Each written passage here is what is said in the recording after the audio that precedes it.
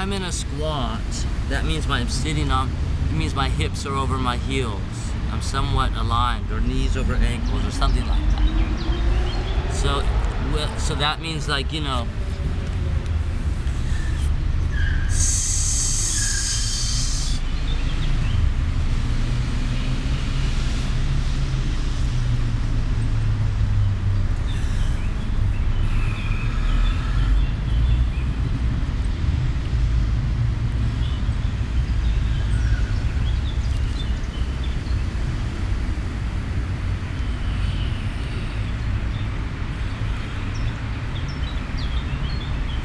here, I could just do that and go right into crane, but then you wouldn't know what I was doing, but that would be the fast track. It would work with a little more practice.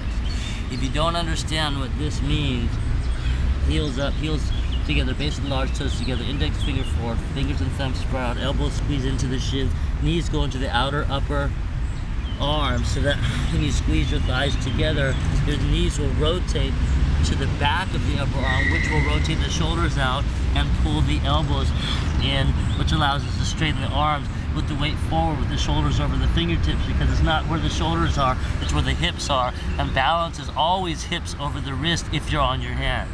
And then you would lift up. Sorry, I'm not warming my back, but once you have core extension, then you would lift up. At least you understand how we're going back and rolling up. Ow. But how to break that completely down, that made sense, even though you might not be able to do that. You can feel what I'm doing, right? I'm squeezing in and moving up. The full break, that's crane, or, you know, extended crow into handstand. If you're breaking the whole system down, probably need to let your heels come up when you squat, let your shoulder blade come down as you hug in, as you squeeze the spiral to limit the rotation. Right, elbows pointing diagonally back, index forward, going good. Heels are up to get, and then I have my shoulder structure, so I can open my legs just by pushing open or walking open. A very long shoulder and hip right now, and I drop down. Actually, I could keep my shoulder structure. You just jump back. You know, I could just keep that shoulder structure and go into my vinyasa, or I wanted to practice or share, teach something else. I'm already in position, my shoulders are already down. I'm already open. I could learn to squeeze my legs into my arms, understand that part first. This is the action that would roll the shoulders out, bring the elbows in, get the heels and the sit bones together. You have to know that. And then you come into prayer and you just try to get your wrists in between your elbows, which would lift your chest, lengthen your lower spine, open your groins, and yet you're squeezing in but pull the collars apart. It's a dynamic, right? It's isometric 50-50 resistance dynamic. Squeeze in and press open.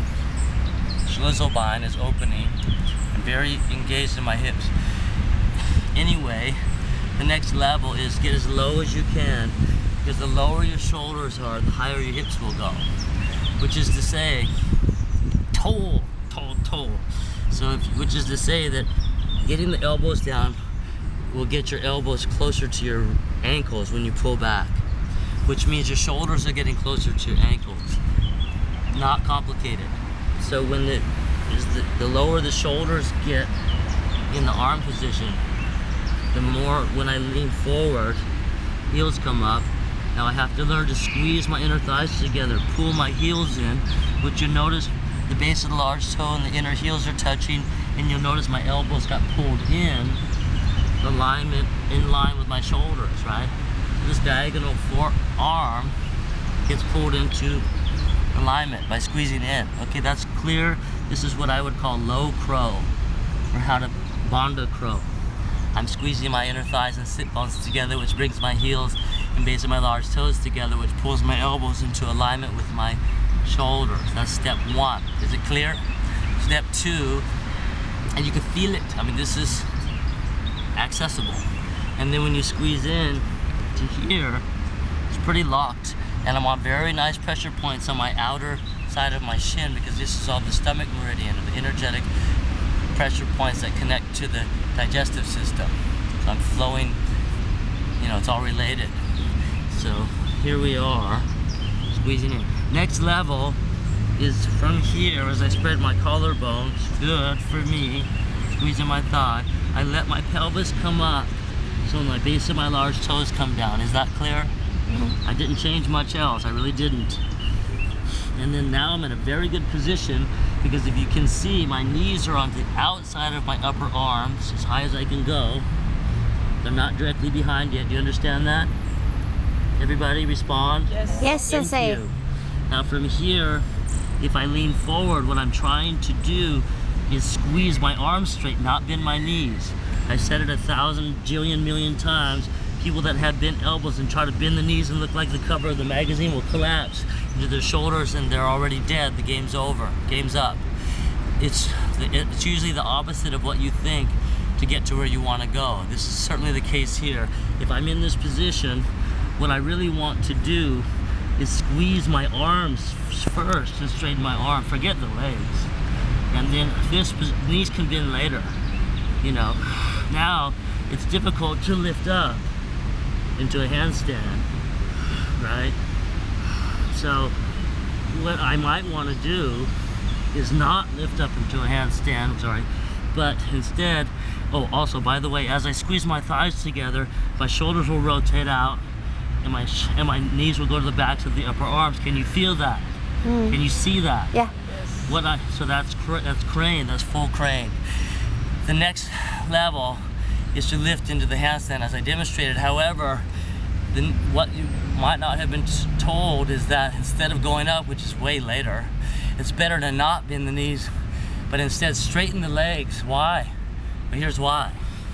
When you're here, kick your legs straight.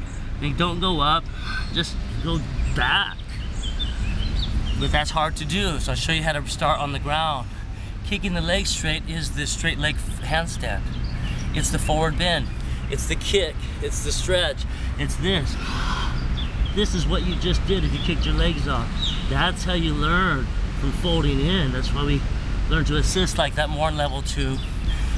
But part of this program is for me to introduce you to level 2. So depending upon where we're at tomorrow, if you want, we can get into a little more of this type of partner work to help each other feel protected and empowered, exactly how I would do it.